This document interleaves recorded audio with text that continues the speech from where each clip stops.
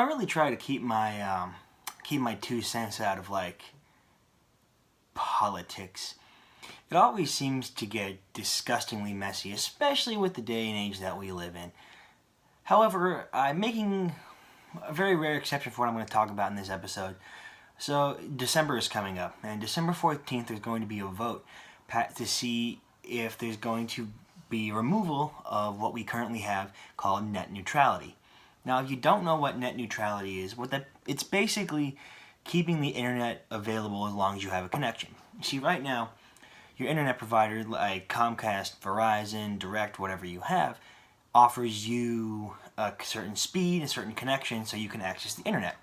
With that, you can watch YouTube like you are now. You could shop on Amazon. You could do your homework on Google, use your email, etc. And what net neutrality ensures is that providers can't mess with the speed or mess with the quality of services going to certain websites. So, Comcast can't say, oh, well, anyone using our services, we're going to cut YouTube, but we're going to give you better Netflix streaming, etc. So it keeps everything neutral. There's a big issue going on with the FCC because the FCC is trying to remove what we currently have with our net neutrality and make it so that the internet is like sectioned off, whereas the current providers control what content you see. So it's kind of limiting what you can do. So instead of being able to access all your internet for $60 a month or however much you pay, you would be forced to buy packages like you do with television channels. You would have to buy a YouTube package, you would get a Facebook package, a Yahoo package, an Amazon package, what have you. And that doesn't make any sense to me. No, I get it, right? Some big douchebag at the FCC is like, look at me, we're going to take away the internet and monetize it. Oh yes, yeah, that's gonna go fantastic. You see, one of the few things that a lot of people have right now is the internet. And because the internet is such an important medium and so much is used through the internet, taking it away is going to cause catastrophic results. And I'm not talking about like people getting mad and protesting, what have you. I mean like devices are just not going to work.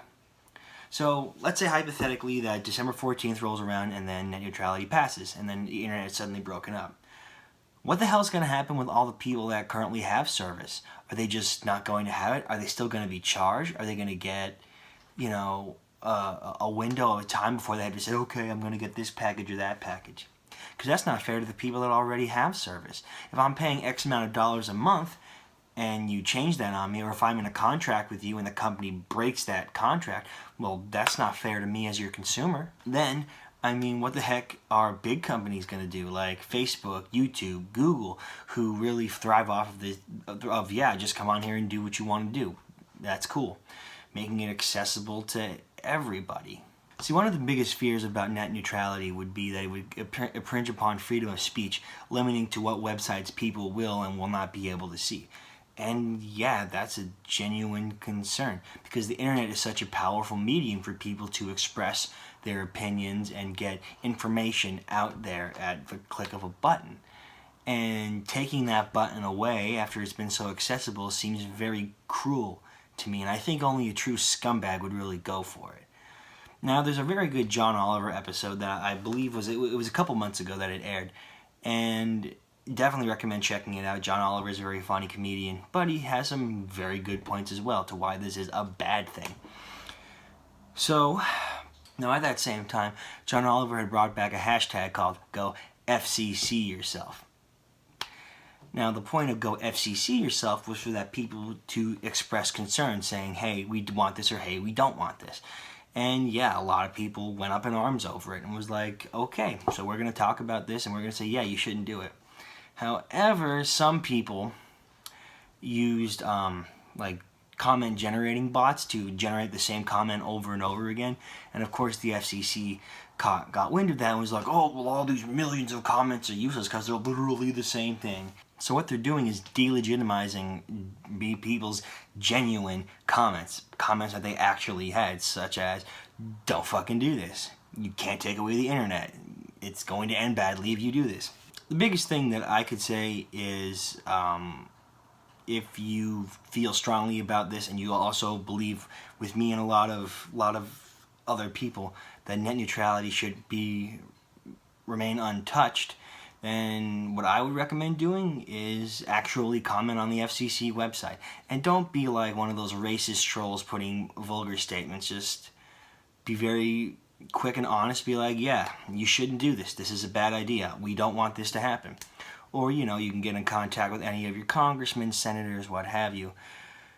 And hopefully we won't have our internet taken away. Because I don't know about you guys, but that would make me very upset, and a lot of other people would feel the hurt as well. Alright guys, I'm going to get off my political soapbox for a moment. I'll be getting back to other content, you know, movies, video games, TV shows, what have you. I just thought it would be important to bring this up and give my 2 cents on it and show that I don't support the removal of net neutrality. And I think that what the FCC is doing is messed up and it's wrong. And I just hope it all ends well. Alright everybody, this has been another episode of Kirk Talk, and I will see you guys in the next one.